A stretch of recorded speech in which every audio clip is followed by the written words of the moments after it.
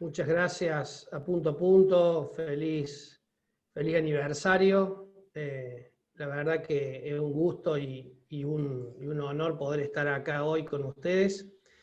Lo que vamos a tratar de ver ahora, si lo logro poner, por supuesto, es, yo sé, ustedes me están viendo la presentación, ¿verdad? Sí, sí se ve, José. Perfecto, perfecto. Bueno, en realidad el título de la charla debería ser, o es la conclusión de la charla, ¿no? La necesidad de poder anclar expectativas que por estos momentos no están siendo las mejores. Es como que digamos, los agentes económicos no tienen claro hacia dónde va el rumbo económico, y yo lo pongo esto como ejemplo siempre y digo, esto es como andar caminando por un sendero en la montaña de noche, sin linterna, sin luna, y además con los ojos vendados, digamos. Así que la inmovilidad que eso te genera hace que, digamos, dejarías de caminar en un sendero por miedo a caerte al precipicio. Bueno, con ese mismo criterio, los consumidores dejan de consumir aún pudiendo hacerlo, solamente consumen lo básico, y los inversores dejan de invertir. Así que digo, esta es un poco la sensación que uno tiene, ¿no? Y por eso la importancia de anclar las expectativas de que el gobierno balice ese camino como para saber hacia dónde caminar frente a tanta preocupación. Bueno, vamos a ver si podemos pasar filmina. La pandemia del COVID, esto no hace falta que se lo repita, pero digo, ha generado en 4 dimensiones, la sanitaria, la económica, la social y la política, ha tenido un impacto muy fuerte. En lo que refiere al escenario económico, las tensiones que ha generado la cuarentena han sido muy complicadas, a punto tal que el gobierno ha tenido que cambiar la lógica con la que pretendía comenzar su gobierno, esto de la recuperación económica, todo lo que había anunciado durante la campaña, la renegociación de la deuda, el horizonte hacia el equilibrio fiscal que pretendía lograr. Bueno, de todo esto, digamos, hasta ahora la única buena noticia que ha obtenido el gobierno es la renegociación de la deuda, que por cierto fue tremendamente exitosa, digamos, con unos niveles de aceptación casi totales que le permitieron aplicar las cláusulas de acción colectiva. Así que este sería el único logro concreto que el gobierno ha tenido, y que en lo personal creo que no ha tenido la capacidad de aprovecharlo para usarlo de trampolín para ir hacia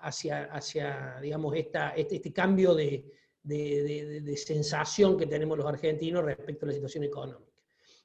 Hoy el escenario sanitario está muy complicado, qué decirles en el interior del país, Córdoba es un ejemplo de ello, y el gobierno, por otro lado, tiene que impedir el derrumbe económico que parece cada vez más cerca, y una crisis social que obviamente se va a complicar de suceder eso.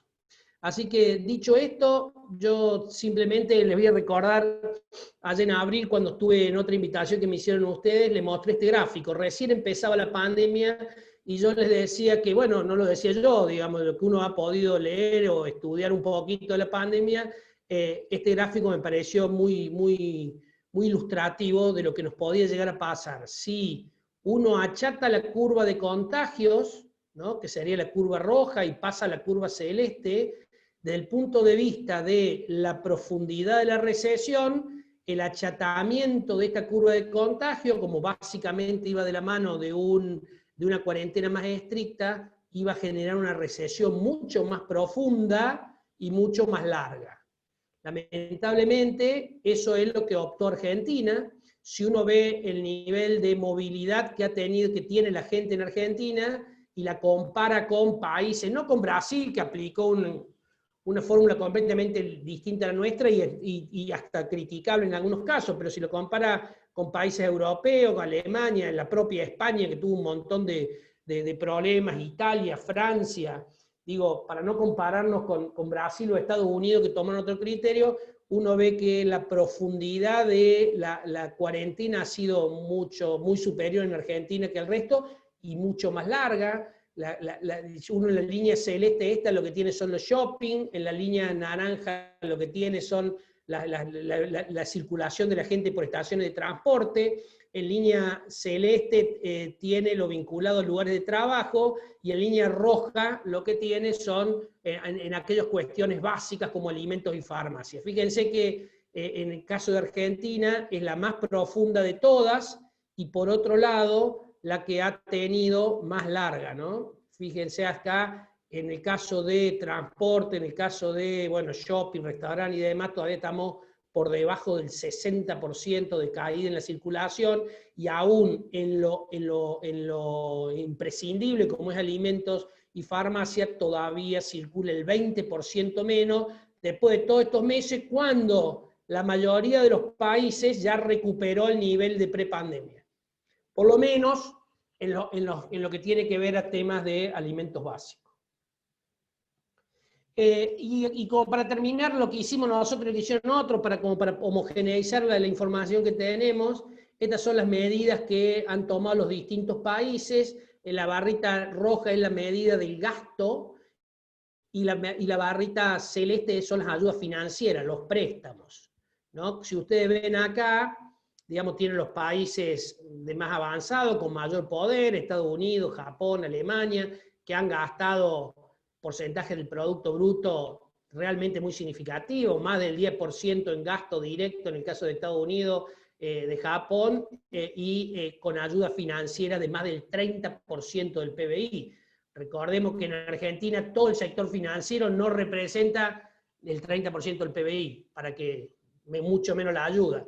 Lamentablemente Argentina es esto, ¿no? Es muy poquito ayuda financiera y un poquito menos de 3 puntos, 2 puntos y pico de ayuda desde el punto de vista del gasto en PBI. Estamos dentro de lo que serían los países emergentes. Si ustedes tienen acá la diferencia entre los países avanzados, el G20 y los emergentes y los de bajos ingresos, obviamente Argentina está en ese grupo, ayudando casi con el 3% en gastos, en términos de PBI en gasto, y con un poquito menos del 2% en préstamos. Ayuda que obviamente no es otra cosa que un paliativo, no es la solución para los problemas generados de la pandemia y todos los problemas que veníamos acarreando con anterioridad. Y acá hay un tema que me parece que es importante. Yo digo, nosotros tenemos problemas estructurales que son de vieja data y que nunca los hemos resuelto, ni como sociedad nos hemos dispuesto a resolverlo, salvo en algún momento muy particular de la historia económica argentina.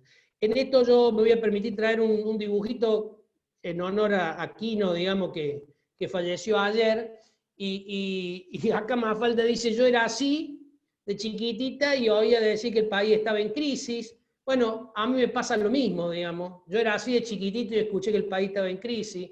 Y los otros días, y lo habrán visto ustedes porque han pasado por lo que ha estado en las redes, un monólogo de Tato Bores de 1962 que hablaba del dólar y decía exactamente todos los problemas que tenemos ahora. Con tanta casualidad que el dólar valía 130 pesos, obviamente.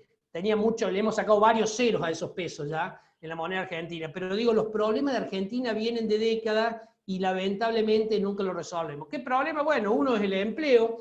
Fíjense acá, ustedes pueden ver en la línea azul la caída tremenda del empleo del sector privado. Por supuesto que se profundizó con la pandemia, esta parte, digamos, la pandemia, pero venía cayendo desde el 2018. Obviamente el sector público, el empleo del sector público no cayó, por el contrario, fue incrementándose. Si uno va dentro del sector privado, cae no solamente los asalariados en relación de dependencia, sino también los independientes, de manera muy fuerte en el caso de la pandemia. Y esto es un poco los datos que se conocieron esta semana de desempleo, de una desocupación del 13%, que fue lo que se difundió, pero de lo personal tal vez no es lo más preocupante el 13%, como sí lo es la cantidad de subocupados, dato que estaba en el informe también de INDEC y no se ha visto, y es, digamos, ronda el 28, el 18, 7%, la cantidad de gente que está subocupada, pero si uno, digamos, lo mira en términos de desempleo, se da cuenta de que la mayor cantidad de desempleados obviamente se produjo en los últimos 3 meses, digamos, este crecimiento acá importante. Estos son los desempleados, digamos, que llevan un mes de desempleado, y acá el 5,1 son de 1 a 3 meses, o sea que si ustedes se fijan, es lo que realmente ha crecido, y podemos decir que la desocupación es consecuencia de la pandemia. Pero claro, hay algo que es aún peor y que tampoco se dijo en muchos lados respecto de este dato, y es la cantidad de gente que dejó de buscar empleo. 4 millones de personas se desalentaron, dejaron de buscar empleo, se quedaron en la casa con el IFE, con el AUH, digamos, y con algún otro, y con la tarjeta alimentar, y salieron de la fuerza laboral, algunos porque no quisieron y otros porque obviamente no pudieron hacerlo, pero la caída de la tasa de empleo en Argentina ha sido tremenda en este trimestre, y es lo que refleja acá: del 42,2% de tasa de empleo pasamos al 33%. Esto es tal vez el dato más fuerte, más duro, más allá del indicador de desempleo que pasó del 10 al 13.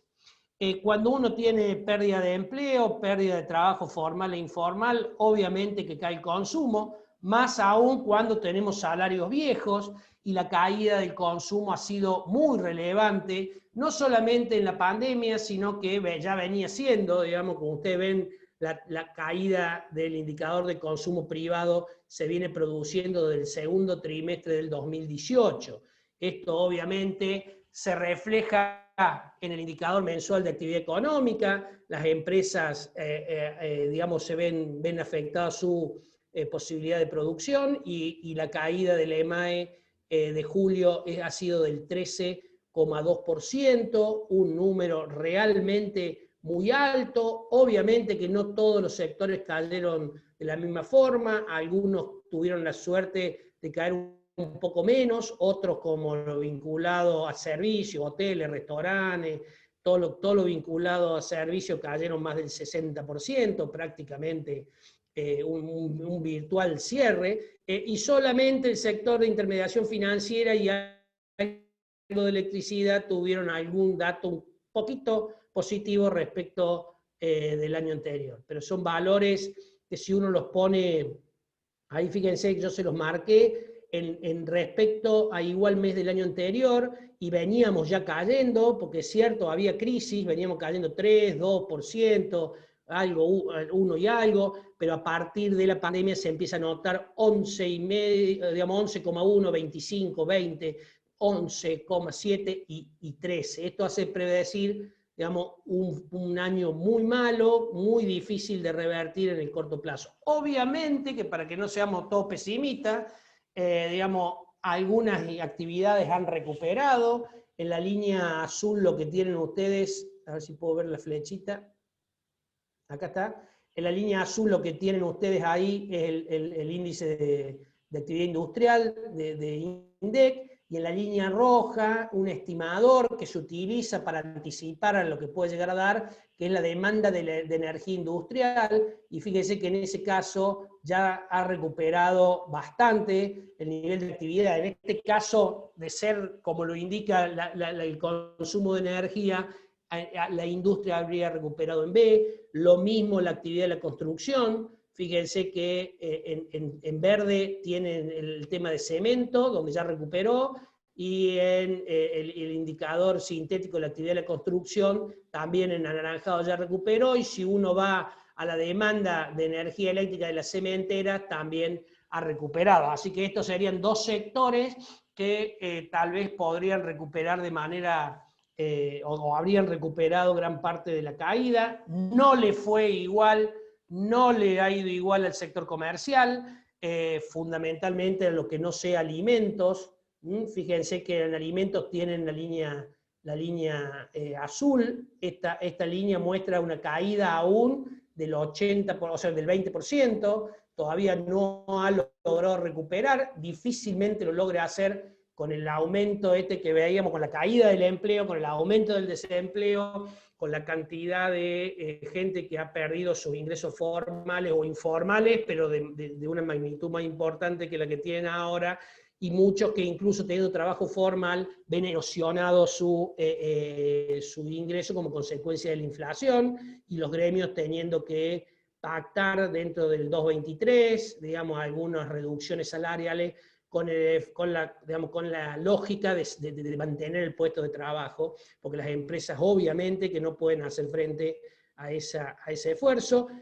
Bueno, construcción cayó mucho más que lo vinculado a alimentos, bebida y farmacia, pero recupera un poco más rápido que el resto de los rubros, donde además de caer casi por debajo del 30% del nivel de actividad, todavía recién llega al 60%, y en el cuadro aquí lo que ustedes tienen es la presencia en puntos de interés, y ustedes fíjense que la gente no está yendo, no solamente no está gastando, sino no está yendo, la presencia en comercio de alimentos, farmacia, está por debajo del 25% menos, está el 75% de la prepandemia, ni qué decirte en lo vinculado o decirles lo vinculado a shopping, restaurante y cuestiones culturales, donde llegamos al 30%, 30 y pico por ciento solamente de lo que había en aquel entonces.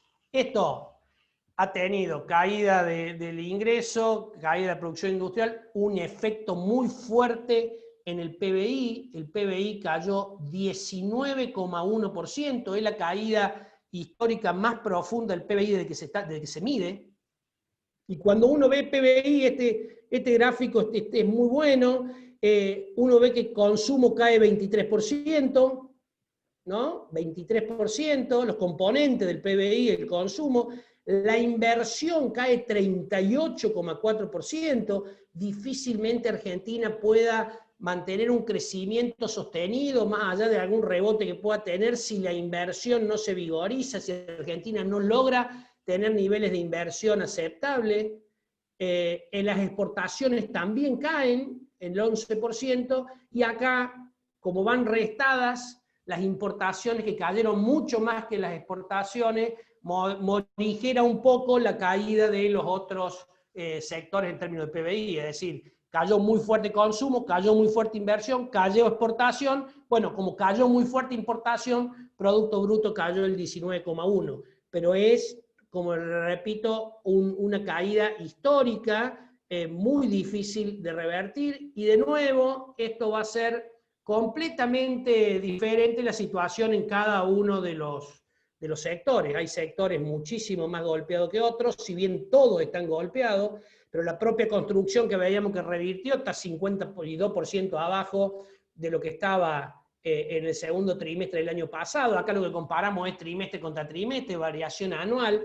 Así que la construcción, por ejemplo, que recién decimos una buena noticia, recuperó, sigue 52% abajo. El comercio mayorista, minorista, sigue 17% abajo, digo, ni qué decirle lo vinculado a hotelería o a servicios, que está 70% abajo, pero la verdad que no todos tuvieron la misma suerte. Obviamente todos los sectores golpeados en su nivel de actividad generó una caída de la recaudación muy importante, muy significativa. Eso se ve, fíjense, en abril, 11% creció en términos nominales la recaudación, contra una inflación del 30 y pico 40, así que tiene una caída año contra año real muy fuerte, porque crecimos en un año 11% nominal en abril, 12% en mayo, 20% en junio y 24% en julio. Digo, la verdad que la caída de la recaudación se ha sido tremendamente fuerte, y por supuesto que los gastos, fundamentalmente lo vinculado a transferencias sociales directas, todo esto que tiene que ver con los planes de AUH o la tarjeta alimentar, como decíamos recién, o los IFE, se mantuvieron, digamos. Es decir, lo que son planes se han mantenido a valores te diría, superiores a los valores de los últimos años, ¿no? Esto lo pusimos en términos de PBI para no tener problema de moneda, sino de decir, bueno, a ver, en términos, lo puso el Central, esto es un cuadro provisto por el Banco Central, o sea que, digamos, en términos de PBI, fíjense acá, lo que está con la llave roja es lo nuevo, es lo generado por la pandemia, por los planes de ayuda para la pandemia, que son la tarjeta alimentaria y el IFE.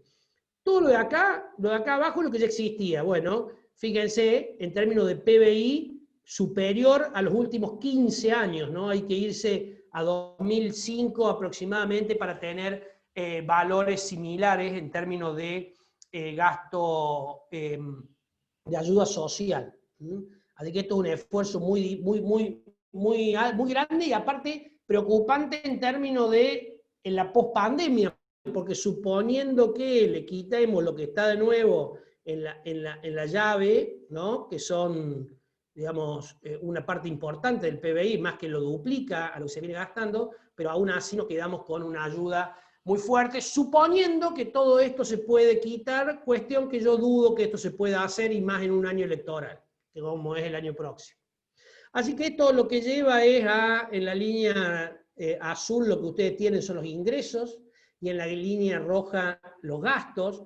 Fíjense que siempre muy difícil que coincidieran, ¿no? Pero fíjense ahora cómo la brecha esta produce un déficit fiscal realmente de magnitudes, el déficit fiscal más alto de los últimos tiempos, digamos, de todo el año 2000, digamos, del 2000 para acá, el déficit fiscal de más de 6 puntos, un déficit fiscal directo. Esto no tiene lo financiero, ¿no?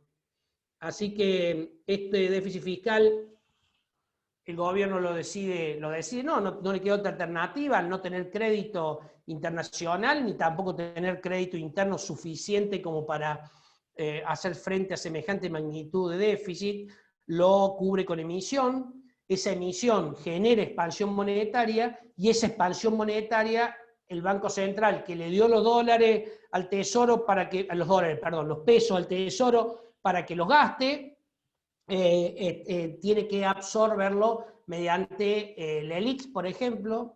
Así que, como consecuencia de este exceso de liquidez, el Banco Central frenó el desarme de la ELIC, por el contrario, más que lo duplicó, detuvo la disminución de tasa de interés que se había entusiasmado al principio, cometió el mismo error que se cometió en el gobierno de Macri, en el Banco Central, se enamoran de la baja de la tasa de interés hasta que eso repercute en tipo de cambio, lo volvieron a subir, y seguramente mientras nosotros estamos charlando, si ustedes por ahí están consultando algún portal, entre las 5 y las 6 de la tarde el gobierno iba a anunciar algunas medidas, y se especulaba con que una de esas medidas del Banco Central fuera el aumento de la tasa de interés, digamos, la tasa de interés de referencia, a los efectos de que ese aumento en la tasa de referencia se trasladara a los ahorristas, porque recuerden que la tasa mínima que se le puede pagar a un ahorrista está vinculada a la tasa que fijan para el ELIC.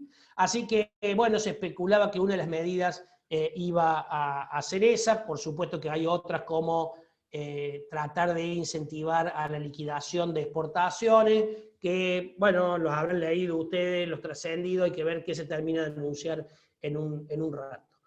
Por otro lado, se permitió a los bancos, y creo que ahora también lo van a hacer, disminuyeron, digamos, los requisitos de liquidez, de tal suerte de que parte de esos encajes lo puedan colocar en la ELIC y en PASES en aquel entonces. Ahora se habla de que lo que estarían tratando de hacer es que esa baja de encajes que le ofrecerían a los bancos se lo cambiarían porque compren títulos, y esos títulos tendrían una tasa de interés un poco más alta, a los efectos de financiar parte del gasto público con la compra de títulos por parte de los bancos.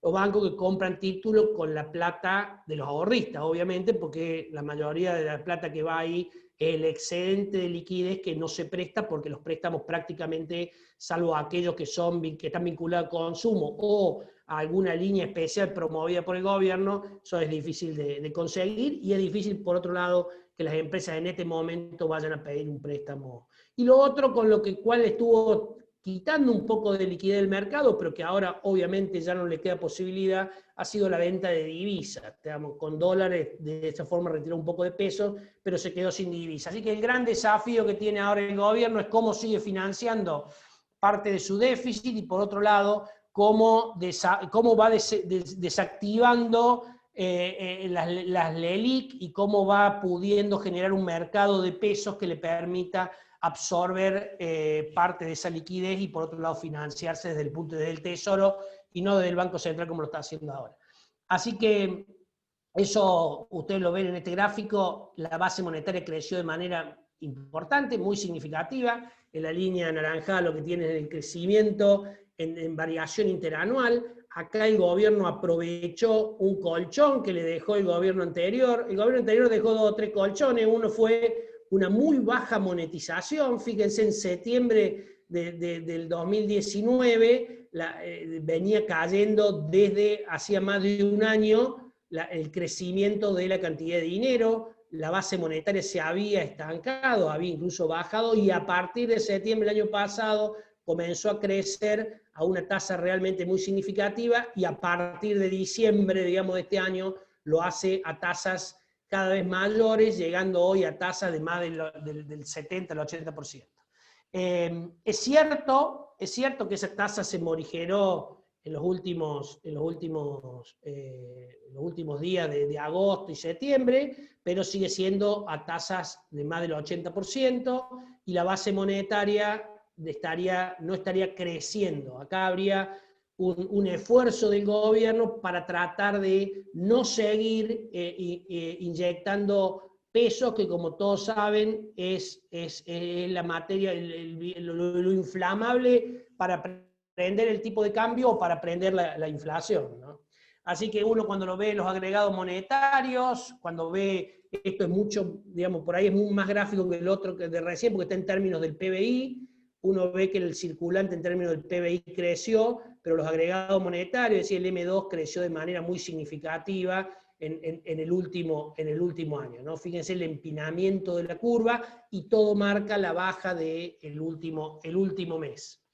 Yo les decía, hay un esfuerzo muy fuerte por parte del Banco Central para absorber lo que se acuerdan, las malas palabras que era la LEVAC en su momento, que el gobierno dijo con esa plata que se ahorraba de interés, lo dijo Alberto Fernández, iba a pagarle los remedios a los jubilados. Bueno, lamentablemente esa situación que había comenzado o se había intentado que se produjera a partir de que comenzó la emisión por parte del gobierno para poder avanzar, digamos, solventar el déficit, las LELIQ comenzaron a aumentar, y en este caso a la LELIQ hay que agregarle, la LELIQ sería la barrita anaranjada, hay que agregarle los pases pasivos que está el Banco Central. Todo eso, el exceso de liquidez que tienen los bancos, estamos hablando de 2.400 billones que el Banco Central tiene que absorber, equivalente a todo lo que circula, porque de lo contrario generaría una presión sobre el tipo de cambio y una inflación tremendamente importante. Así que, bueno, valores, digamos, estos desajustes macroeconómicos no se pueden mantener mucho en el tiempo. El propio gobierno está tratando de morigerarlo. La discusión es si va a tener la velocidad que se necesita y la convicción política que se necesita para morigerarlo, y esto seguramente es una de las cuestiones que, más allá que lo digan o no lo digan, deben estar hablando con el Fondo Monetario Internacional. Fíjense lo significativo de los depósitos a la vista, cómo han caído en los últimos 2 meses. Todo esto es, por un lado, crecimiento de plazo fijo, pero por otro lado, presión muy fuerte sobre el tipo de cambio. Plata que antes estaba a la vista, que termina yendo a presionar el dólar. Y acá, hablando de dólar, me quiero detener en un tema que es de consulta permanente, la preocupación de la gente con sus depósitos en dólares, qué va a pasar con los dólares, esto que yo digo, esta incertidumbre que el gobierno no puede despejar, y que es necesario que lo que lo haga. Los depósitos en dólares en el último mes cayeron, en los últimos 30 días cayeron 4%. ¿Se acuerdan que había caído muy fuerte hasta principio de este año? Y después comenzaron a recuperarse levemente, porque obviamente toda la gente que fue a retirar depósitos, los bancos se lo dieron. La caída de los depósitos interanuales hoy ya es del 20%, pero llegó a ser, digamos, la pérdida digamos, desde la PASO hasta finales de año, los bancos devolvieron prácticamente 2/3 de los depósitos en dólares, y seguramente van a devolver la totalidad de esto si se lo quieren llevar, porque hoy no hay problema de liquidez, sino problema digamos, de inquietud sobre la posibilidad de lo que se puede llegar a hacer. Yo creo que van a tomar otras medidas antes que avanzar sobre esto. No hay cuestiones técnicas digamos, que supongan riesgo. Ahora, si ustedes me piden que se lo jure, la verdad es que en Argentina nunca se puede jurar nada, y menos en crisis como esta, digamos, ¿no? Los que tenemos algunos años, más allá que cuando Tato Bori hizo ese monólogo, yo en el caso mío no había nacido, pero nací ahí nomás un tiempito después, pero digo, todo lo que hemos vivido, el corralito, el corralón, la hiperinflación, el plan Bonex, digamos, sabemos que Argentina todo puede suceder. Así que no hay cuestiones técnicas objetivas para que suceda, y creo que sería un grosso error político, pero bueno, allá, digamos, ahí ya les voy a mostrar un grafiquito después para digamos, abundar sobre lo que estoy diciendo. Acá lo que quería mostrar, esta es información monetaria de ayer, del Banco Central, publicada hoy, ¿no? El propio Banco Central muestra un crecimiento ahora del 96,8% interanual del agregado monetario M2. Es decir, que M2 es lo que circula, más los ahorros que tiene la gente en depósitos a la vista, que son esos ahorros que en cualquier momento, frente a una preocupación, frente a un miedo, corren. Y pueden correr hacia el tipo de cambio, generando presiones sobre el tipo de cambio, como las que vemos en estos días, con precio de dólar de estrés, o pueden correr sobre la compra de bienes, y en ese caso lo que generan es presiones inflacionarias. Cuando digo correr sobre tipo de cambio, es esto, que no hace falta que se los lea, digamos, las barritas para abajo son salidas de dólares, y la barrita para arriba son ingresos de dólares en el Banco Central, para la reserva del Banco Central. O sea, el Banco Central compró o vendió dólares, y como ustedes pueden ver, desde que comenzó la pandemia, ¿no?, salvo 15 días de junio, siempre el Banco Central vendió dólares. Por eso la discusión, y fíjense a los niveles que vendió aún con cepo, ¿no? Así que la discusión si los 200 dólares se podían seguir vendiendo o no se podían seguir vendiendo, claramente no se podían seguir vendiendo. Fíjense que acá en la línea celeste tienen las reservas líquidas, y fíjense cómo cae de manera significativa, ¿no? Así que la verdad es que en esto también vamos a traer un dibujito de Mafalda. Dice, si siempre hicieron lo mismo, ¿por qué van a tener un resultado diferente? Y es verdad, el Banco Central, fíjense la recta perfecta que definió desde que comenzó la pandemia hasta ahora. Esto es la devaluación, el crowding peg que le fue haciendo al tipo de cambio, devaluando todos los días prácticamente el mismo porcentaje, de tal suerte de que el tipo de cambio no se le atrase respecto de la inflación, a punto tal que esta devaluación es equivalente o aproximada a la inflación. Por eso es que cuando dicen, che, el tipo de cambio no está trazado, es verdad, el tipo de cambio no está trazado. 60 pesos que estaba cuando empezó el gobierno, a los 80 que está ahora, cuando uno lo toma en términos de inflación, no está trazado. Ahora no, está muy lejos del precio del dólar que los argentinos están dispuestos a pagar o que pretenden recibir. Así que este ritmo de deslizamiento del tipo de cambio se mantiene, como le decía, invariable a lo largo de la pandemia. Hay muchos analistas que lo critican al gobierno por esto y le dijeron, ¿por qué no aprovechaste a devaluar más rápido cuando no había consumo? Eso no se hubiera trasladado tan rápido a precios. Lo que hace esto es que prácticamente los exportadores no quieran liquidar exportaciones, liquidan lo justo y necesario, y que los importadores traten de anticipar importaciones o pago de importaciones, con lo cual la insuficiencia digamos, de dólares en el mercado está, el que termina siendo el vendedor de última instancia es el Banco Central, y es el gráfico anterior que ustedes tienen con salidas permanentes de divisas. Cuando yo digo, en este gráfico ven en azul la caída que han tenido las reservas, tremendamente significativa, y sigue cayendo, pero cuando uno ve el tipo de cambio real multilateral, que es el que se utiliza para medir al tipo de cambio que le pagamos en Argentina, no solamente contra dólar, sino contra una canasta de moneda, donde están las principales monedas con las que comerciamos, con el real, con el euro, con el yen y demás. Digo, cuando uno ve eso, estamos a 120 más aproximadamente, y 120 de tipo de cambio real multilateral es un tipo de cambio mucho más alto del que ha existido prácticamente desde 2011.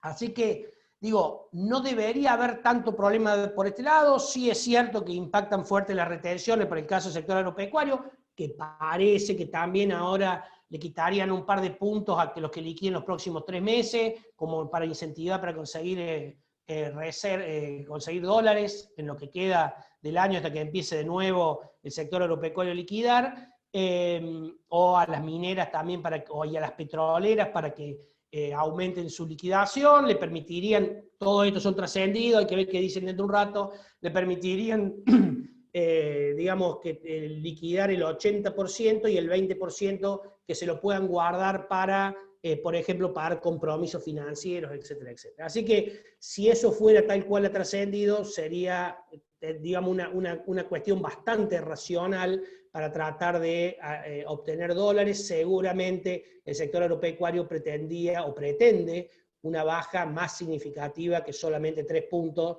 Pasar de 33 a 30 no parece un gran incentivo, habrá que ver qué es lo que se termina ofreciendo. Pero digo, el tipo de cambio no está, como dijo un economista el otro día, no está atrasado, está estresado, que es distinto, digamos. Y en estrés el tipo de cambio puede valer mucho. ¿Y por qué está estresado? Bueno, y acá lo tienen, bueno, se me cambió la gráfica, pero no importa, los cuadritos eran para mostrarle básicamente cuál era la brecha que había allá en el 2019, la brecha era 4 puntos, 2 puntos, en marzo del 20 la brecha era 20 puntos, y ahora la brecha después subió a mediados de año a 70%, y ahora la brecha está en 90%. Con esa brecha es muy difícil que los exportadores liquiden. Acá lo que preocupa es la brecha y no tanto el atraso, como veíamos recién, del dólar MUC. Esto genera presiones devaluatorias importantes, que el gobierno, si no acelera ese camino, en algún momento, que veíamos recién, en algún momento el mercado se lo va a exigir. Esperemos que no suceda, porque después siempre los ajustes que hace el mercado son más fuertes y tienen mayores implicancias que los ajustes que se hacen planificados. Pero yo les decía que les quería mostrar un gráfico para llevar cierta tranquilidad de lo técnico, de nuevo, no de lo político, y esta es la liquidez que tiene el sistema bancario. Esta es la liquidez en pesos, estamos arriba del 65% de liquidez en pesos, quiere decir que de todos los depósitos que tienen los bancos, el 65% está líquido. Se lo dieron al Banco Central, está en la ELIC o está en pases. O sea que los bancos la liquidez la tienen. El que tiene el problema es el Banco Central, que esto le genera, por un lado, déficit fiscal, porque paga una tasa de interés del 38%, y por otro lado, eso le está generando presión inflacionaria futura, porque cuando desarmen las LELIC, va a haber mucho más peso en la economía, salvo que tenga la capacidad de generar demanda de dinero. Y en este gráfico tienen la liquidez en dólares. fíjense que la liquidez en dólares es del 74,4%, la más alta, creo yo, de la historia. Es decir, la mayoría de los dólares que tienen los depositantes en los bancos no están prestados a ningún exportador, por ejemplo, o muy poco está prestado. El resto está líquido en el Banco Central, y eso son las reservas de 11.000 millones, 10.000 que tiene el Banco Central de encajes. Así que la liquidez es casi total. De esta liquidez en dólares, que es la preocupación de la gente, por lo menos que permanentemente consulta, tenemos la niñita, la barrita verde, es lo que tienen los bancos en sus tesoros, cada vez que ustedes lo van a buscar, y lo otro es lo que tiene el banco depositado en el Banco Central. Hay un dato adicional, fíjense ahí, y ya no nos molesto más con los dibujitos de Mafalda, pero me pareció muy bueno ese. Dice, ni en mis sueños más locos imaginé entrar enmascarado al banco a retirar dinero. Y es cierto, para los que alguna vez trabajamos en banco, no podés entrar con gorra a los bancos, pero ahora podés entrar con un barbijo que te tapa toda la cara por razones de seguridad, pero en realidad lo que la gente va a hacer, va a tratar de llevar su plata, y eso genera un problema operativo en los bancos, más hoy cuando no funcionan los aviones. Entonces, cuando un banco te dice, vení a buscarlo la semana que viene, quiere decir que hay que traerlo en camión desde Buenos Aires.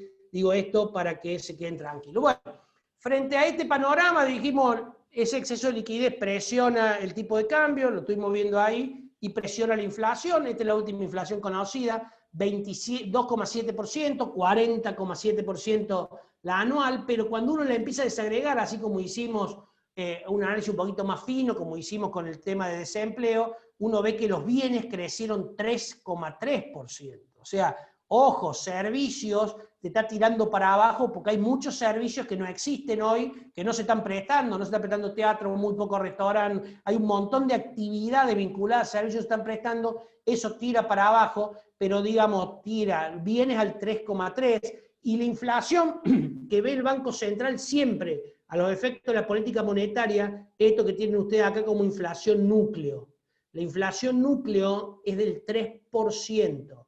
Es una inflación alta, no para lo que estamos acostumbrados en Argentina, pero es muy alta. Cuando uno ve la inflación por encima del 2,7, que es el nivel general del promedio, va a ver que está transporte, va a ver que está recreación, todo lo vinculado a servicios que sí se están prestando, todo lo que es equipo de mantenimiento del hogar, y todo lo que es alimento y bebida con 3,5%, que esto es lo que le afecta fundamentalmente a los más pobres, porque la mayor parte de sus ingresos los consumen en comida, y va a ver que tiran para abajo este índice, educación que no está funcionando, comunicaciones que tienen tarifa planchada, digamos, bebidas alcohólicas porque no funcionan los restaurantes, no funcionan los bares, no funcionan las confiterías, digamos, obviamente que no pueden, restaurantes para abajo, vestimenta. Así que ojo con la inflación, que va a tender a incrementar su velocidad, y hay que esperar fundamentalmente para el último, digamos, para el primer semestre del año que viene, hay que esperar un aumento de inflación mucho más significativo de la que tenemos ahora.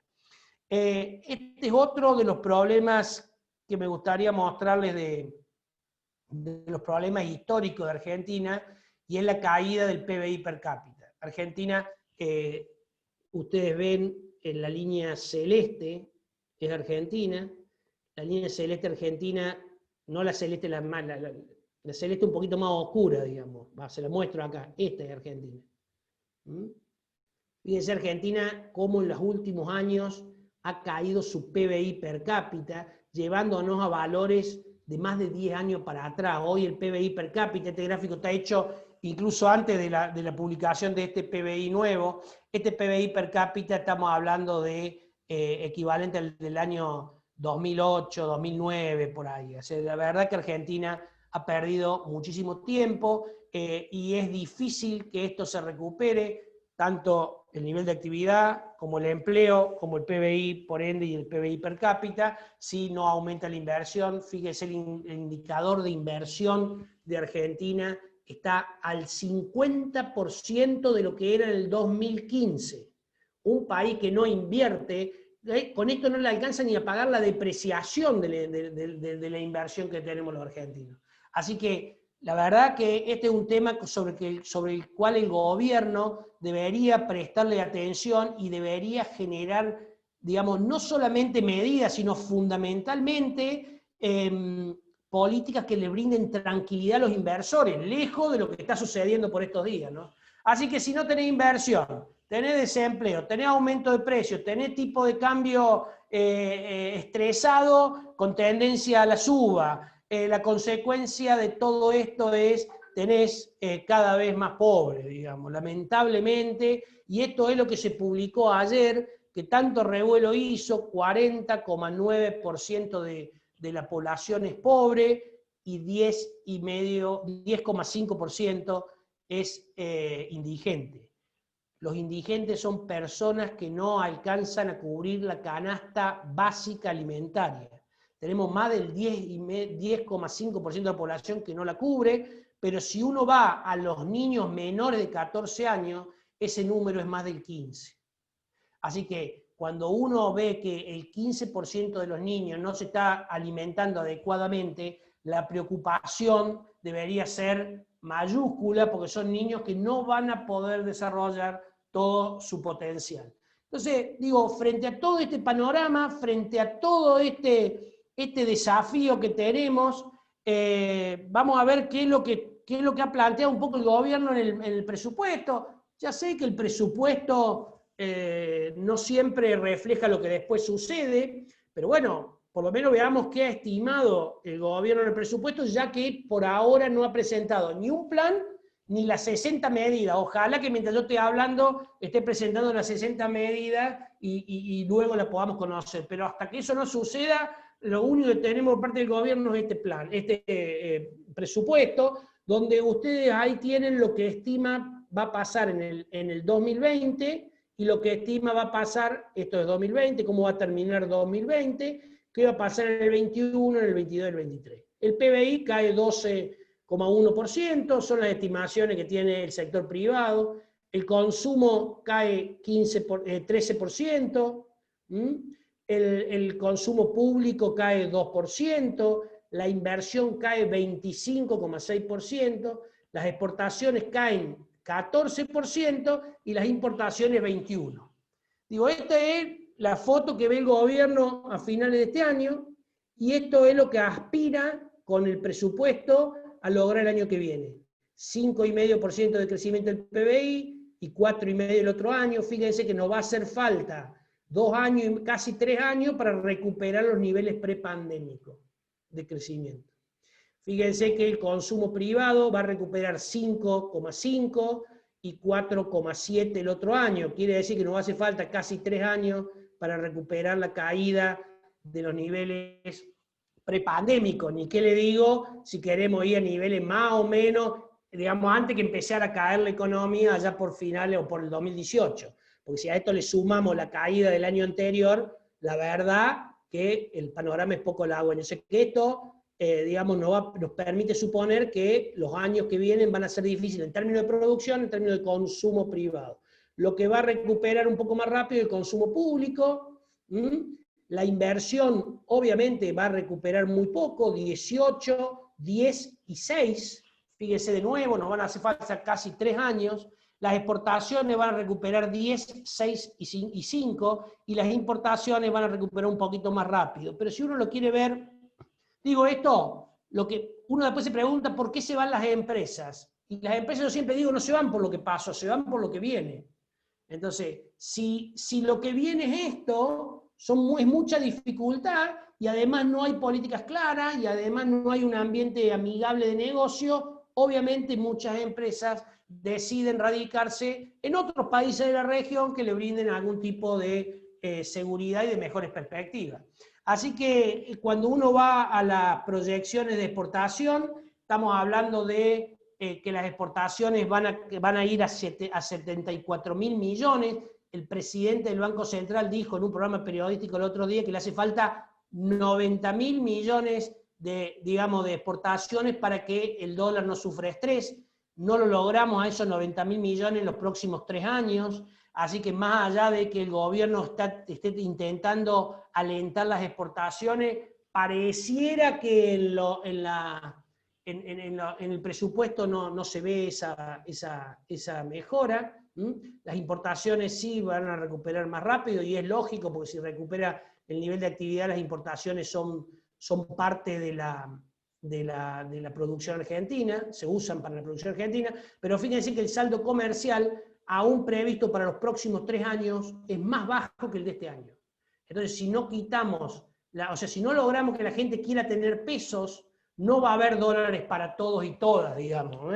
Acá va claramente a ser una restricción para el futuro, y después, bueno, la inflación prevista 29%, yo creo que no cierran el presupuesto con 29%, no le cierran el año que viene, de mi óptica va a ser más alta. El gobierno necesita recaudar por el lado de la inflación, digamos, licuando, y el tipo de cambio a 102, que probablemente el tipo de cambio oficial pueda estar ahí si no se logran cumplir con los así que no logra cumplir con este sendero suave que tiene delimitado. Digo, entonces, ¿cuáles son los desafíos para anclar las expectativas? Pues yo decía, al principio digo, hay que anclar las expectativas, es decir, hoy hay un problema de corto plazo, que son las expectativas, hay un problema de mediano plazo, que son las medidas que hay que tomar para solucionar los problemas históricos que ha tenido Argentina. Entonces, el desafío, lo primero, digo, es tener un plan que aborde un plan, 60 medidas, llámenlo como quieran, pero los principales desequilibrios macroeconómicos que tenemos, el exceso de liquidez, ¿cómo lo vas a manejar en el futuro? ¿Qué vas a hacer con la reducción del gasto?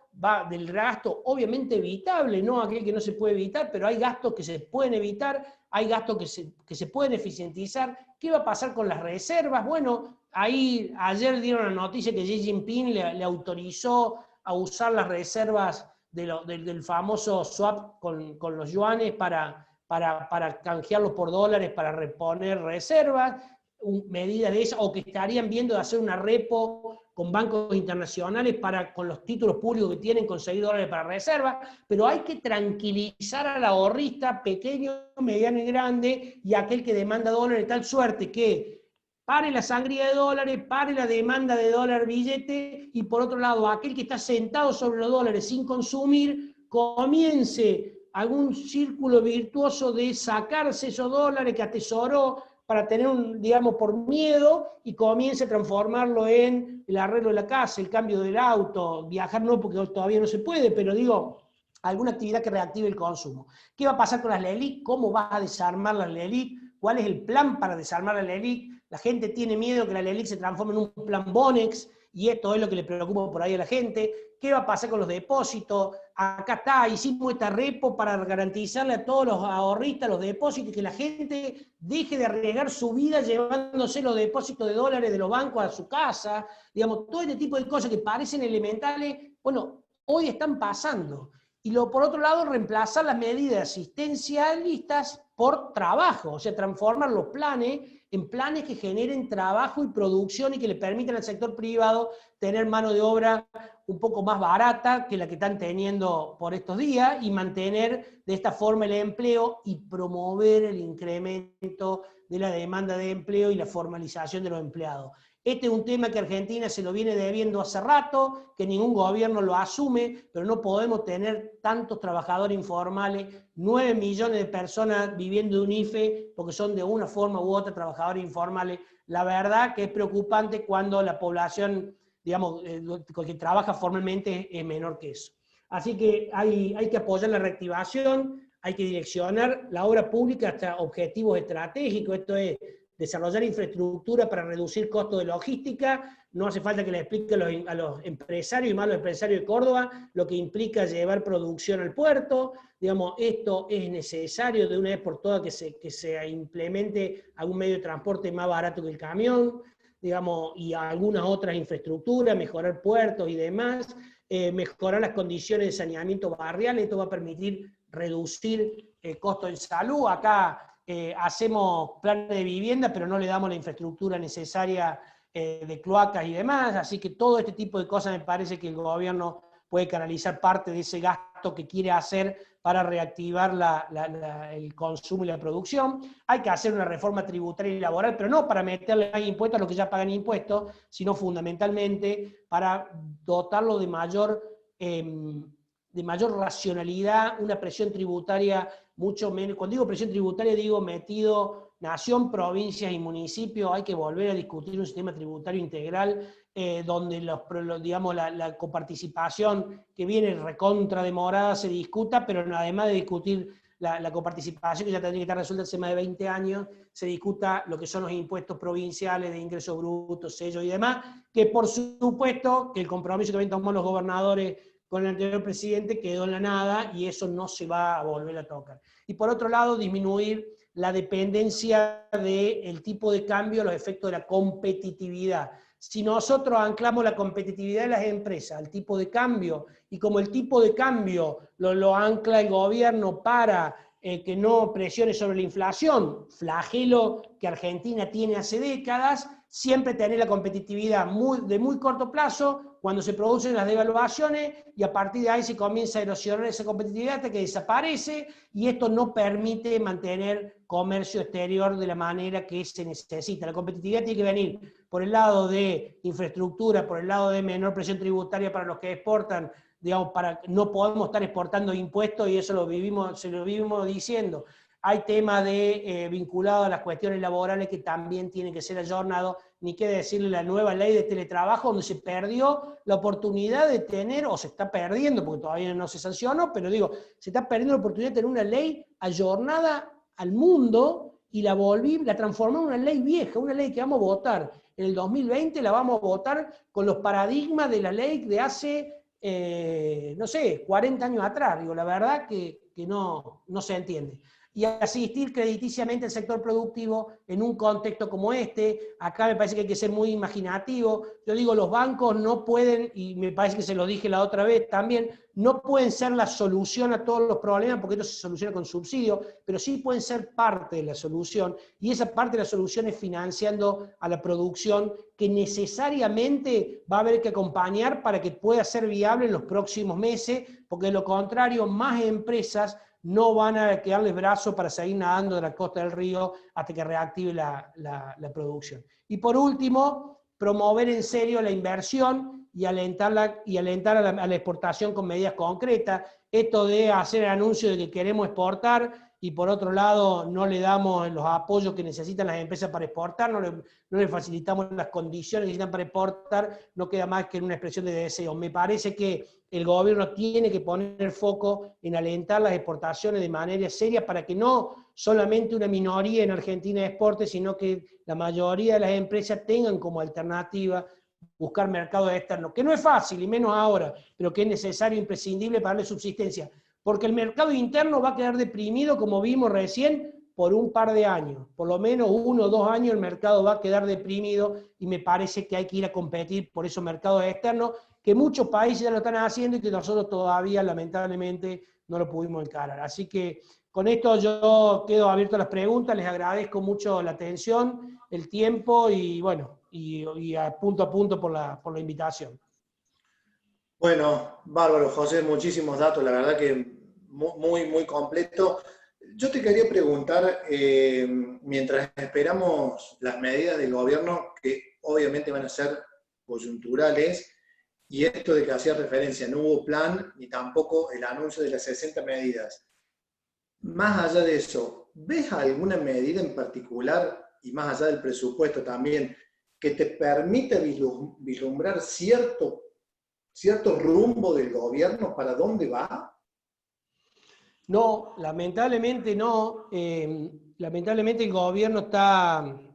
Mira, vamos a plantearlo de esta forma. El gobierno tiene múltiples desafíos desde el punto de vista económico, ¿no? Podemos decir, veíamos ahí, tenés exceso de liquidez, déficit fiscal, inflación, poca reserva, presión sobre el tipo de cambio, en un sector comercial e industrial muy agobiado, con muy pocas probabilidades por lo menos en algunos sectores en particular, de poder seguir subsistiendo. Digo, desafío múltiple, y tenés muy poquitas herramientas. ¿Por qué tenés poquitas herramientas? Porque no tenés mercado de crédito externo, y no tenés mercado de capital interno. Lo único que tenés es un mercado financiero muy chiquito, en términos de PBI, con muchas restricciones a la hora de prestar, porque es un banco, digamos, por normas prudenciales, después de la crisis del 2001, el Banco Central blindó al sistema financiero de tal suerte que le preste únicamente al que está seguro que te lo puede devolver.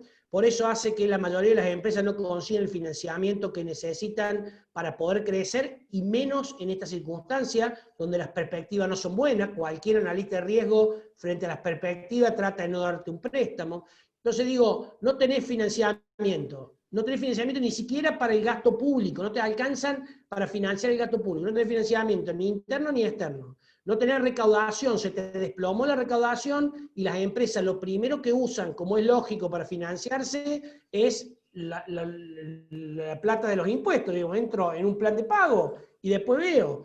Entonces digo, frente a ese escenario, el gobierno ya debiera haber saltado a medidas ya no paliativas para solucionar los problemas de cómo hago para pagar el sueldo, como el ATP, que es una medida valorada, digo, pero que no alcanza para lo que viene. Voy a tener que saltar a medidas de segunda generación, digamos, donde lo ayudes al empresario a poder seguir produciendo, lo ayudes a comercializar. Digo, el plan de cuotas de tarjeta ya está, ya se agotó, la gente ya refinanció la tarjeta, no le queda capacidad de crédito para seguir comprando en cuota, porque la mala noticia de cuando vos le das muchas cuotas es que el primer mes compra mucho, pero el segundo mes solamente libera una partecita muy chiquita de su tarjeta de crédito, que es lo que cancela ese mes. El resto le quedó todo comprado con las cuotas que compraste el mes anterior. Entonces, si los salarios no se aumentan, porque tenemos salarios viejos, porque en esto hay que reconocer el esfuerzo que han hecho los gremios para acompañar al gobierno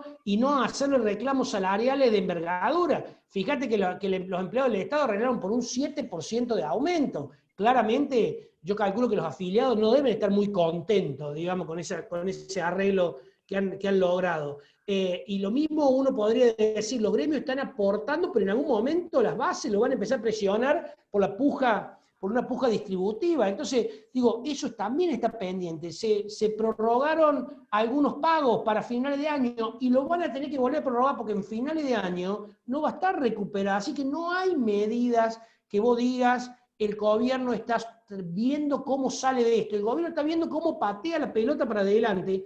Pero una cosa es patear la pelota cuando te quedan pocos meses para terminar tu mandato, y otra cosa es patear la pelota cuando estás empezando un mandato. Entonces, una cosa es el cepo que puso el gobierno de Cambiemos para llegar a la entrega del mandato, y otra cosa es el super cepo que pusieron ahora, porque si no logra el super cepo dar resultado, que nunca lo dio, porque los problemas cambiarios no se solucionan con medidas cambiarias, sino se solucionan con lo que causa el problema de desconfianza en la gente.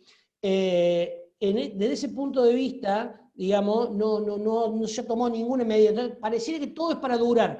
Pareciera que esto por lo menos los trascendidos, repito, capaz que ahora me tengo que decir, pero digo, el trascendido de que la baja de retenciones va a ser solo por 3 meses, tiene solución un tema coyuntural, y no avanzar sobre el problema. La coyuntura es, bueno, conseguir los dólares que me hacen falta hasta llegar a que se empiece a liquidar. Me da la sensación de que el gobierno no ha anunciado ninguna medida. Y yo creo que si el gobierno se hubiera parado el día después de la refinanciación exitosa de la deuda externa y de la deuda interna, y hubiera mostrado que estaba bajando la monetización de la economía, que estaba haciendo esfuerzos en términos fiscales para tratar de encontrar un sendero fiscal, que hubiera presentado un plan para que todo este exceso de liquidez no termine desembocando en una presión inflacionaria alta, y le hubiera dado algunos tips de tranquilidad a los ahorristas para que dejen de sacar los dólares y, por el contrario, los traigan antes de fin de año para no pagar bienes personales. Si hubiera generado ese tema virtuoso tan pequeño, empezaría a cambiar un poco el clima. No lo ha logrado. Me parece que acá tiene más problemas políticos que económicos, o tiene primero problemas políticos y después tiene problemas económicos el gobierno. Y daría la impresión, cuando vos tenés tan pocas herramientas para tantos problemas económicos, necesitas apalancar esas herramientas con decisiones y acuerdos políticos. que te potencien esas decisiones económicas tan chiquitas. La mesa de acuerdo que anunciaron nunca la formaron, la mesa contra el hambre nunca funcionó, el crecimiento de las exportaciones, no sé con este tipo de cambio cómo lo va a lograr con el sector más dinámico que tenemos, con un dólar que ve de 50 pesos, contra un dólar libre de 140 y pico. Digo, la verdad que daría la impresión que es muy difícil este marco. No se han conocido hasta ahora medidas, yo creo que debería haber usado la mejor noticia que tuvo, que era la reestructuración de la deuda, para usarla de trampolín, y con 2 o 3 noticias más, empezar a tratar de revertir digamos, la sensación de la gente, ¿no? Es como un presidente que decía, vamos mal, pero estamos mal, pero vamos bien. Digamos, eso es lo que quiere ver la gente, quiere ver que vayamos a algún lado y que ese lado donde vamos tenga futuro. Lejos de eso, le queremos cobrar un impuesto a la gente que ya pagó impuestos por el hecho de tener plata, un impuesto a la riqueza que no se cobra en ningún lado si cobras bienes personales, con la alícuota que cobras en Argentina, digamos, la presión tributaria para la pyme, para la familia, para los trabajadores, es altísima. Digo, la verdad que las condiciones no parecieron la mejor para que las inversiones vengan, más aún si tu discurso es antiempresa, digamos, si querés estatizar una empresa, si sacas una medida que este impuesto a la riqueza, o impuesto o aporte solidario, no sé cómo lo van a terminar llamando, por única vez, pero también Heller dice que va a ser o aspiraba, cuestión que ya quedó, no prosperó, pero que aspiraba que también las empresas multinacionales la pagaban. Digo, la verdad, cuando en el mundo se están peleando para que vayan las empresas, porque hoy todas las empresas, todos los países del mundo tienen caído en su nivel de actividad como consecuencia de la pandemia, nosotros hacemos medidas para que las empresas se vayan. Y se van, porque el futuro no es bueno, y acá te resumo lo que dijo un economista que me pareció muy gráfico. Las empresas en Argentina tienen el 1% de los ingresos y el 10% de los problemas. Y la verdad que esa sensación hace de que muchas empresas busquen algún horizonte un poco más claro que acá. Bien, José Busaniche tiene una pregunta para vos, José. Sí, Pepe, a ver, 2 consultas en realidad.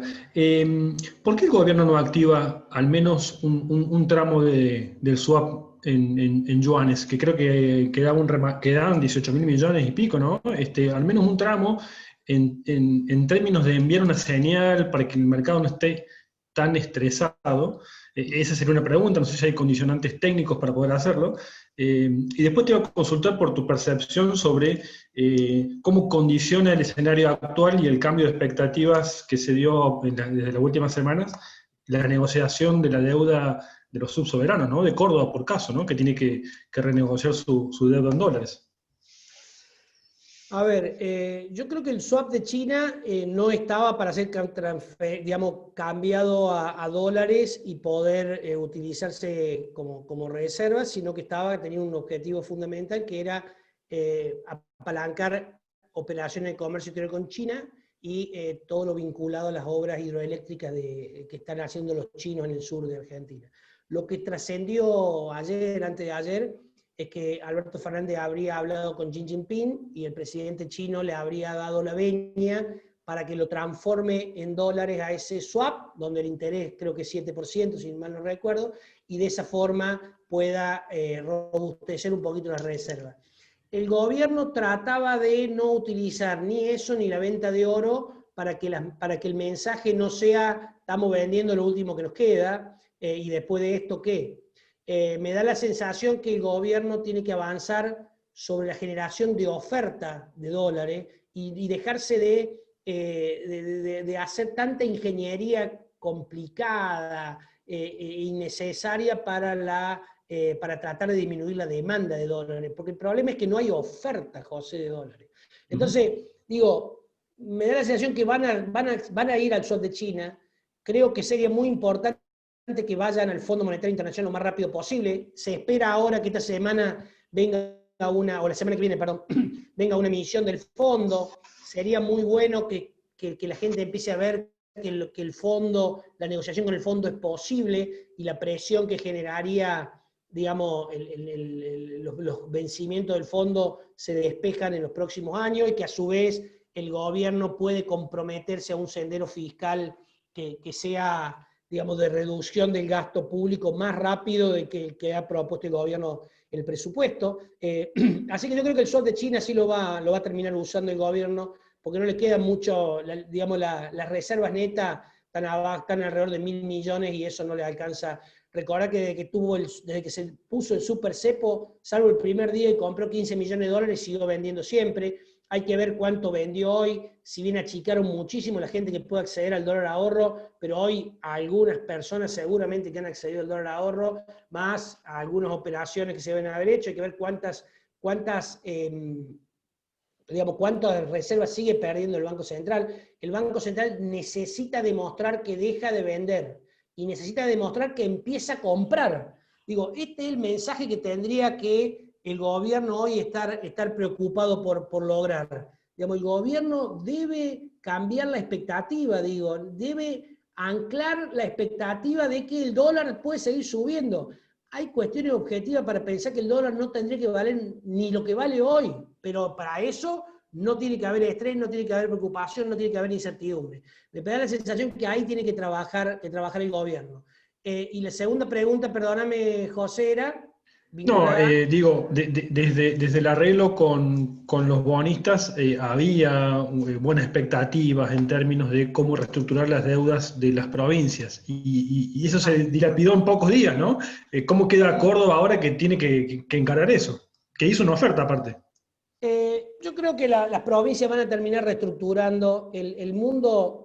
A ver, la verdad que la negociación que llevó tanto tiempo a Guzmán no era necesario invertir tanto tiempo porque terminaron casi en las condiciones que empezaron a hablar, digamos, que le pedían los acreedores internacionales.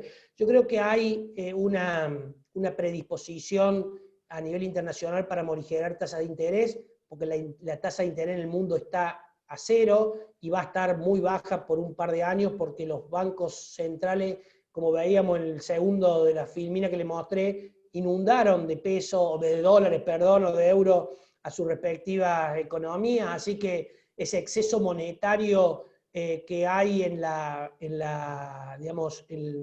economía mundial va a hacer que las tasas sean bajas por un par de años, y así incluso lo dejó trascender el propio presidente de la Reserva Federal de los Estados Unidos. Así que me parece que hay margen para bajar la tasa de interés. La negociación que está planteando Córdoba es reestructurarme plazo y reestructurarme tasa y no te hago quita de capital. Y me parece que esa fórmula a los fondos de inversión les conviene porque no tienen que contabilizar ninguna pérdida. Simplemente es cierto que el valor actual del título que tienen es menor, pero no tienen que contabilizar ninguna pérdida. Así que mientras ese es el arreglo como que ha propuesto Córdoba, me parece que es viable. Lo que sí enrareció mucho el mercado con este super cepo fue cuando dijo que el Banco Central que no le iba a dar más del 40% del dinero que necesitaban las empresas que tenían que honrar compromisos en los próximos meses por inversiones financieras. La verdad que es una medida muy desafortunada, porque por un lado estamos diciendo que estamos pidiendo inversiones para que las empresas, digamos que más dinámicas que tenemos en Argentina, que son las vinculadas a la agroalimentación, son las vinculadas a la minería, son las vinculadas al petróleo, que son a las mismas empresas que ahora le van a dar 15 días después de la medida del super cepo, le van a dar algunas ventajas del punto de vista de la liquidación de dólares o de las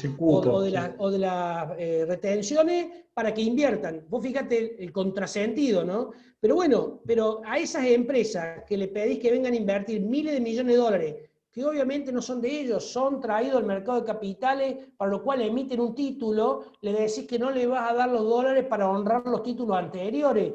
Ese contrasentido que no digo que hace que el clima de negocio en Argentina siga siendo, o sea, se vuelva cada vez peor, cada vez más dubitativo en cuanto a si invierto o no invierto en Argentina. Yo creo que ya hay casi seguridad en muchas empresas que deciden, no, mirá, me van a cambiar las reglas, cuando me quiera llevar los dólares no me lo van a dar, no me permiten girar la rentabilidad que tengo, digo, no puedo girar plata al exterior, no puedo pagar los compromisos que tienen, a mí me liquidan los dólares a dólar oficial, pero cuando yo quiero comprar dólares para pagar mis compromisos, me los tengo que ir a procurar al mercado libre, al mercado, digamos, a la bolsa, 140. Yo digo, la verdad que todo eso, ahora después no estaría el presidente del Banco Central diciendo, pero no son muchas empresas, eran 10, son 10 empresas, pero si son 10 empresas, ¿para qué sacás semejante norma? ¿Por qué no la llamás a las empresas, le planteas un programa de reestructuración, la ayudas hasta que reestructure? Nadie paga toda la deuda si el clima, digamos, de inversión es favorable, la gente reestructura. El inversor extranjero como el local no quiere que le dé los dólares, quiere que le dé la posibilidad que lo podés cobrar cuando vos querés. Entonces, digo, esa alternativa hubiera sido mucho más viable, y con esto te cierro, en los errores que comete el Banco Central y el gobierno desde esta óptica, hubiera sido preferible digamos, a la opinión pública que dijeran que por 3 meses no vendían dólar ahorro, a que hicieran semejante infraestructura de si compraste con tarjeta, si recibiste el plan de tasa subsidiada o el tasa cero, o si te congelaron el UVA o el préstamo prendario, o si además recibiste un IFE, o si tu empresa recibió una ATP. Ah, no, pero no solamente tu empresa, los empleados de tu empresa. Digo, y siguieron sumando ejército de gente para controlar la demanda. Y vos lo que tenés que hacer es generar condiciones para que venga la oferta de dólares, que estos anuncios no lo permiten, por el contrario lo alejan. Así que me parece que el gobierno tiene que empezar a trabajar en eso, en recuperar la iniciativa, en apoyar a las inversiones, en pedirle a las inversiones que vengan, en generar un clima de negocio adecuado. Fíjate vos que todos los errores no forzados no son ni de los gremios, ni de las organizaciones sociales, es del propio gobierno, es del propio Banco Central, que debería estar incentivando o procurando que mejore el clima de negocio. Bien, ya estamos prácticamente en la hora de cierre, así que le vamos a dar paso a la última pregunta. Ernesto Alac, tenés la palabra. Gracias, Diego. Hola, José. ¿Cómo estás? Hola, Ernesto. ¿Cómo va?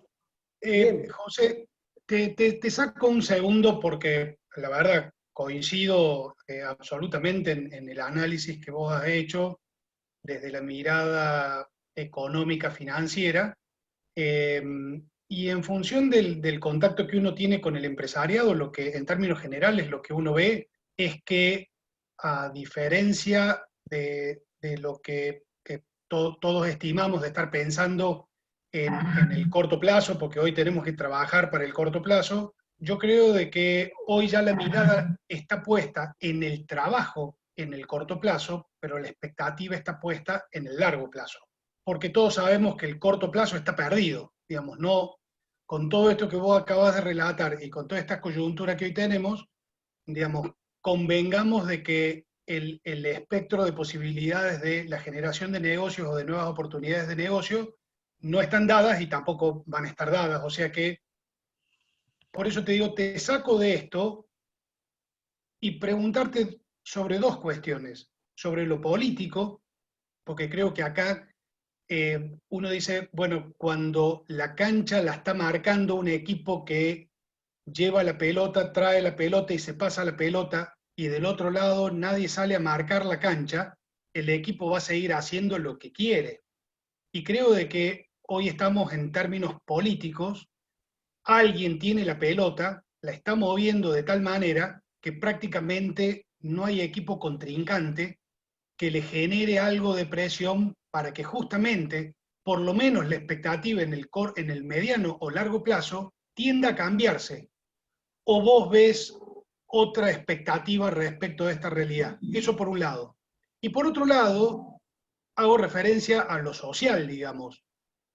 En algún momento, digamos, yo creo que acá la metáfora del sapo que está con el agua calentita, y que de repente esa agua quede hirviendo, bueno, debes conocer la metáfora.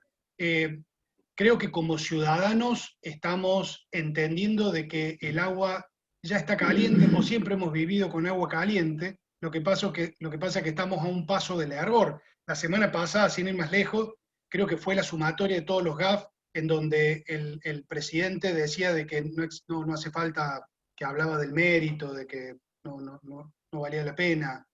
El ministro de Economía que hablaba de la zaraza cuando tenía que presentar el presupuesto, Cafiero, que decía de que gente, tenemos que ahorrar en pesos, y bueno, y después el bochorno de los diputados. Bueno, el bochorno, en realidad estamos cansados de ver los diputados durmiendo en las sesiones, o con las pantallas apagadas, o no yendo a las sesiones.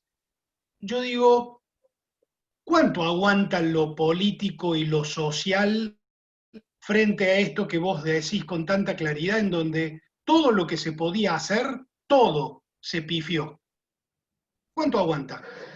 A ver, Ernesto, yo lo primero que te digo es que yo no soy analista ni político ni social, ¿no? Soy de casualidad alguien que estudia algo de economía, pero yo lo que creo es que el gobierno lo que tiene que hacer es recuperar credibilidad. El gobierno ha perdido mucha credibilidad en muy poco tiempo, un gobierno que ha perdido mucha imagen en muy poco tiempo, y eso más allá de las cuestiones electorales del año que viene o demás, o de la especulación que pueda hacer, me parece que para un momento tan delicado como este no es bueno. El gobierno debería recuperar credibilidad. Yo te voy a hablar desde el punto de vista económico, y para eso tiene que tomar algunas medidas que me da la sensación que en algún momento tiene que anunciar como un cambio de gabinete, digamos. Me parece que este gabinete está agotado, tiene demasiadas contraindicaciones, digamos, no es contraindicación la palabra, sino la palabra sería idas y vueltas, digamos, uno dice una cosa y al otro día dice otra, y qué sé yo, Guzmán dijo que no iba a aumentar el cepo y a los 2 días aumentó el cepo, y salió a explicar el presidente del Banco Central que en realidad no, Guzmán no quiso decir eso, quiso decir otra cosa. Digo, me da la sensación que al gobierno le haría falta, de nuevo, un par de medidas concretas que se transformen en un plan que sea coherente desde el punto de vista fiscal y monetario, independientemente que en el largo plazo los argentinos sabemos que los planes no se terminan cumpliendo, pero que por lo menos cambien la expectativa de los agentes económicos. ¿Quiénes son los agentes económicos? Somos todos. Los agentes económicos son los grandes inversores, pero los pequeños ahorristas, los grandes consumidores y los pequeños consumidores. Digo, ¿por qué? Vos fíjate el daño que han infligido en los últimos meses los pequeños ahorristas yendo a comprar de a $200. Y fíjate el error de diagnóstico de Guzmán, que dijo, no, esto hay que seguirlo manteniendo, cuando el presidente del Banco Central venía levantando la mano, se me acaban los dólares, se me acaban los dólares. No, hay que seguirlo manteniendo porque hay que alimentar al mercado blue para que el mercado blue no aumente. Entonces, digo, la verdad que esto que después salieron a combatir, que era todos los coleros, y ellos ya lo sabían. Y fue, te diría, que hasta una estrategia que usó el ministro Guzmán para mantener, digamos, al dólar blue con oferta. Entonces digo, me da la sensación que Guzmán es un académico, erró el diagnóstico, no entiende la economía argentina, no entiende lo que juegan las expectativas en la economía argentina.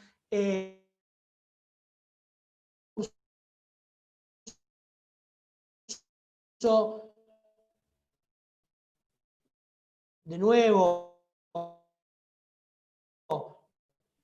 ¿a quiénes? A todos. A aquel que transforma su ahorro, su plazo fijo en pesos a dólares y demanda dólares y presiona el tipo de cambio y lo estresa. A aquel que transforma su poquito ingreso que tiene en dólares. Vos quisieras saber la cantidad de gente que me llama para preguntar qué hace con 10.000 pesos, si lo va a transformar en dólar o no. Entonces vos te cuenta que vas a decir, che, pero y está todo el mundo, el grande y el chico, preocupado cómo defiende la poco creíble, que los agentes económicos digan, ah, mira, es posible, tiene que recuperar credibilidad, tiene que anclar las expectativas. ¿Cuál es la expectativa? La negativa. La expectativa de que si te van a quedar con los depósitos, la expectativa de que van a devaluar, la expectativa de que la inflación te va a terminar corriendo. Digo, esa expectativa de que no voy a conseguir trabajo. Hay que dar buenas noticias, pero en el marco de un plan creíble, no solamente por anunciar, no solamente porque queremos mejorar las exportaciones y arreglar el cerebro de decir, y queremos que los dólares sean para las industrias y no para los que ahorran. Automáticamente dijo eso Alberto Fernández y a la media hora me estaban llamando algunos conocidos, preguntarme si creíamos que no se iban a quedar con los depósitos. No,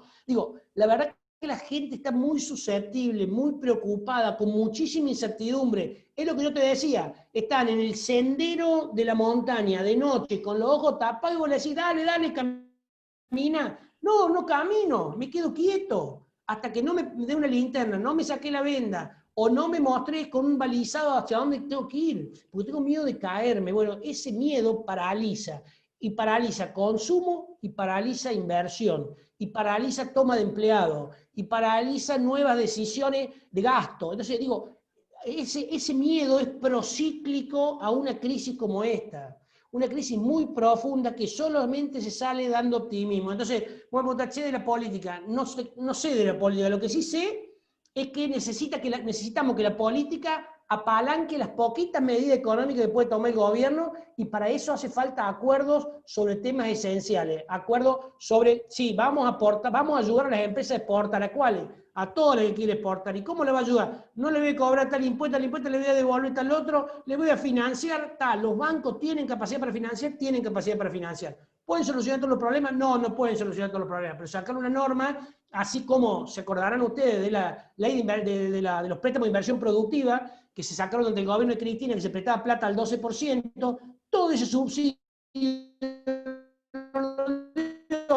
el gobierno, todo ese subsidio lo dio el sector financiero. La verdad que hay espacios para generar, todavía estamos a tiempo de escribir una noticia positiva sobre la base del acuerdo, sobre la base del fondo, sobre la base de, como decía Carlos Menem, estamos mal, pero vamos bien. Eso es lo que hace falta, me parece, para salir de este momento. Mirá, en economía y fundamentalmente en el sector financiero, las profecías autocumplidas se dan siempre.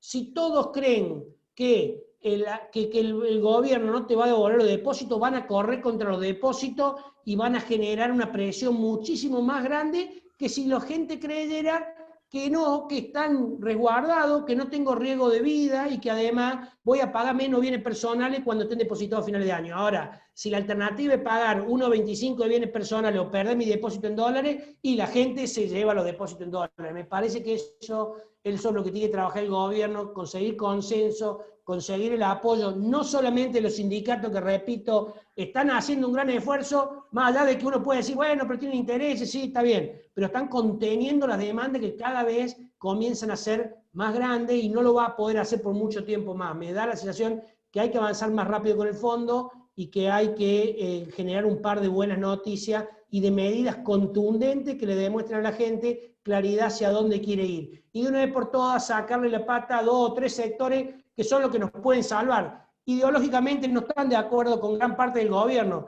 pero es el sector agropecuario, es la minera y el sector petrolero. La verdad que no veo una recuperación rápida por otros sectores, porque otros sectores son sectores muy dinámicos que generan divisa, que es nuestro gran problema por este momento.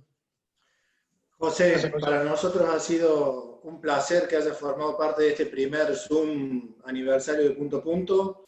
Te agradezco muchísimo, les agradezco a todos la participación.